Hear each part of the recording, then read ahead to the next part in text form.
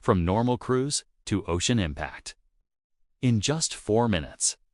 On the night of June 1, 2009, Air France Flight 447, an Airbus A330, departed from Rio de Janeiro, Brazil, heading for Paris, France. On board were 228 souls, 216 passengers, and 12 crew members.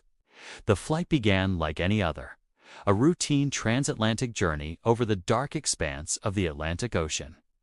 But for hours into the flight, as it entered a region known as the Intertropical Convergence Zone, something went terribly wrong.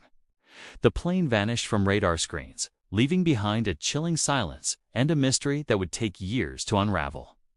The Intertropical Convergence Zone is notorious for its severe thunderstorms and unpredictable weather.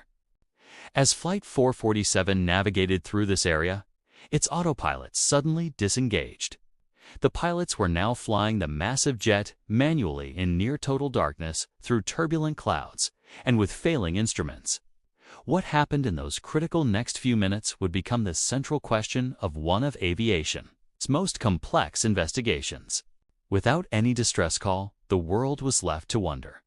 What could bring down a state-of-the-art airliner with an experienced crew?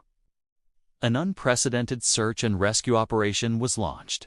Ships and planes from multiple nations scoured the ocean. Days later, the first pieces of debris were found. Confirming the worst, the aircraft had disintegrated upon impact with the water. The tragic loss was immense, but the cause remained unknown. Without the plane's black boxes, the flight data recorder and cockpit voice recorder, investigators were working in the dark. These crucial devices lay somewhere on the vast, rugged seabed, thousands of meters below the surface. The search for the black boxes was a monumental undertaking, pushing the limits of deep-sea exploration technology. For nearly 2 years, a series of costly and challenging search campaigns were conducted. Finally, in May 2011, a robotic submarine located the wreckage field. Miraculously, the black boxes were recovered, their data mostly intact. The world held its breath.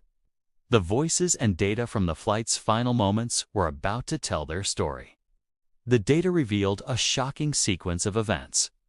The crisis began when ice crystals clogged the plane's pitot tubes, the sensors that measure airspeed.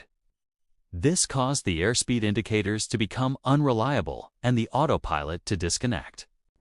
The pilots were suddenly faced with contradictory information and a stall warning that blared erratically. In the confusion, one of the co-pilots made a critical error. He pulled back on his control stick, raising the plane's nose. This action, known as a high alpha stall, caused the aircraft to lose lift and begin a rapid descent, falling from the sky at over 10,000 feet per minute. The cockpit voice recorder captured the pilots' desperate struggle to understand what was happening. They were in an aerodynamic stall, but due to the high altitude and conflicting alarms, they never fully recognized it. The plane was falling, yet the pilots' inputs kept it in a stalled state until it hit the ocean.